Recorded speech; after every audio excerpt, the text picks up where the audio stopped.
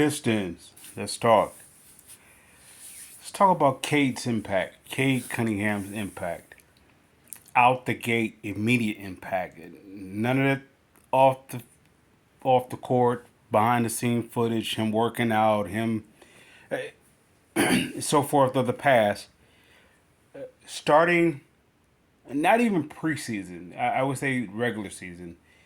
The reason why I said it because I believe that the USA select that is going to prepare him to go beyond preseason or even let's say the development of his teammates. Actually, this is the USA select for Cade is the best thing that can happen to him. It's the very best that can happen to him.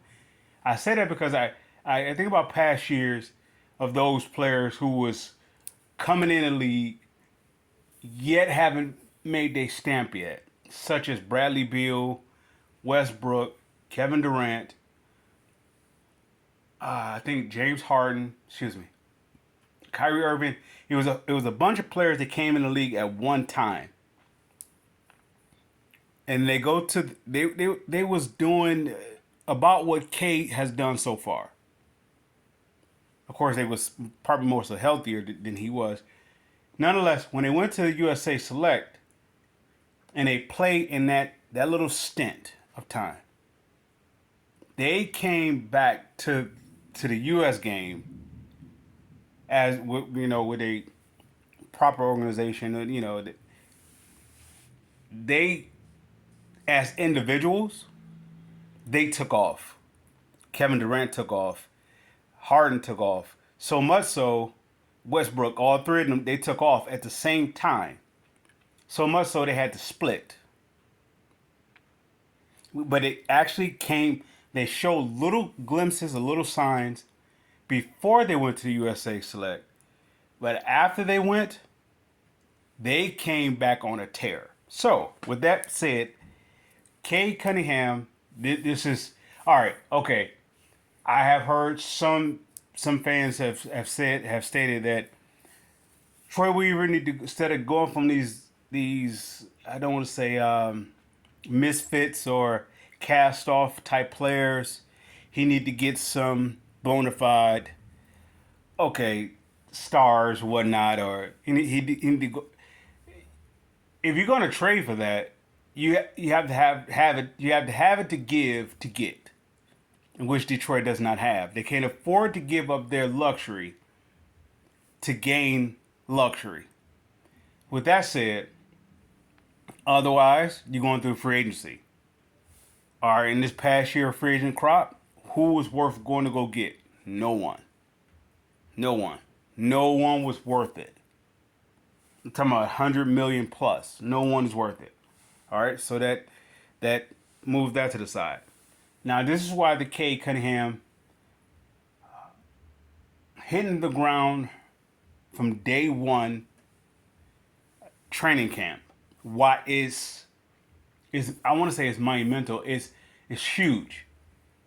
Never mind all that video stuff and that off him working on his game or he's healthy. None of that doesn't impress me. He has to, at the very least, he has to get up to Joe Dumars standards on the basketball court. Not Isaiah, not even Ben Wallace. He has to get to Joe Dumars standards. Joe Dumars is a heck of a player. He has to get to that standard. I'll even go to the less extent that he has to get to Grant Hill's success. And that's out the gate. He haven't played a complete season yet. So, I would like to say this. The superstar that the Pistons need is yet to be determined. It's pending with Cade. If Cade comes back like I anticipate him to, not him pressing to do this, just being around this environment of the top athletes, not all over the world, but in the U.S., and they're competing against, let's say, the power of basketball is foreign now. So the U.S. is going to prove that they're still dominant. They're going to go overseas. K is going to come back with that kind of contagious camaraderie atmosphere. That environment that he's going to absorb. How they, it's one thing how you prepare in Detroit, and no disrespect to Detroit, and it's another thing how you prepare for like the top athletes for the representation of the country. It's a totally different preparation. You have the very top coaches prepping you. You have the very top athletes of your peers, and they all pushing each other, pushing each other. Now compare that to Cade going against Ivy, Monty.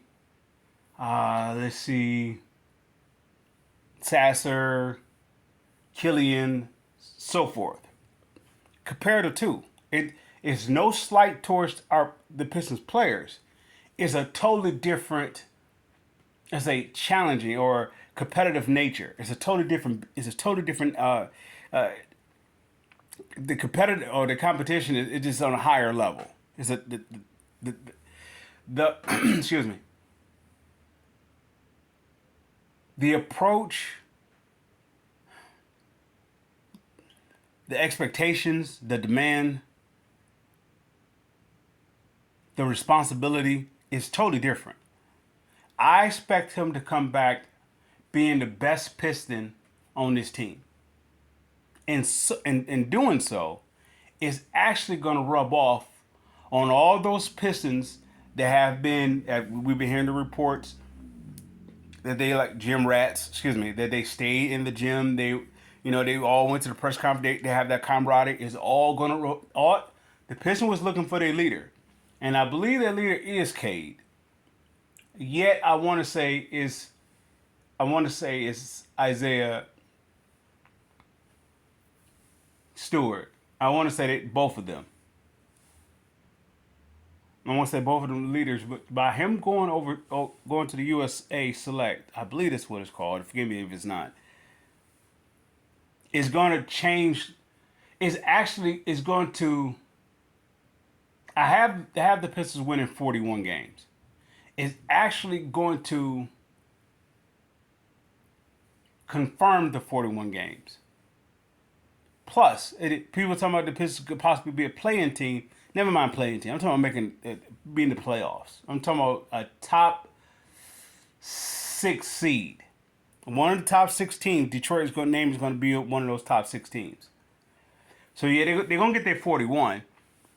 If that environment that Cade is finna go into is if it's that environment what I think that it has been and that it is capable of being, the Pistons are going to go beyond what a play-in type deal. I don't know if of course you may have somebody representing Houston or the young core, Orlando possibly, maybe even Indiana, Sacramento. You have those. All right, okay. All of those teams, well, I guess all those teams, but those teams that went to the playoffs, their player representation is going to come back and they're going to increase too as well. Pistons is not the only one. I'm just putting emphasis on Cade's impact, his instant, immediate impact from day one. Once he comes back from the FIBA and all that stuff, and the USA, gets the world, and once they come back from that, everything up to this point of him going overseas is erased to me. It didn't exist. What he potentially showed in 8 games or what he showed in, a little stint of a season, none of that matters to me.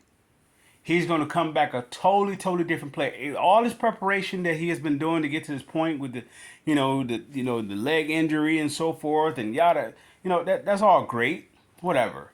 I'm really going to overlook all that. It's water up under the bridge. Him going overseas though, I'm gonna assess him from that point on, not what he did from college to now. I'm going to assess him from the moment he goes overseas. And to the moment, well, I said the moment that he comes back from overseas to playing in the NBA. That's my evaluation of Cade. People, people excited about Cade is that's based upon what he did.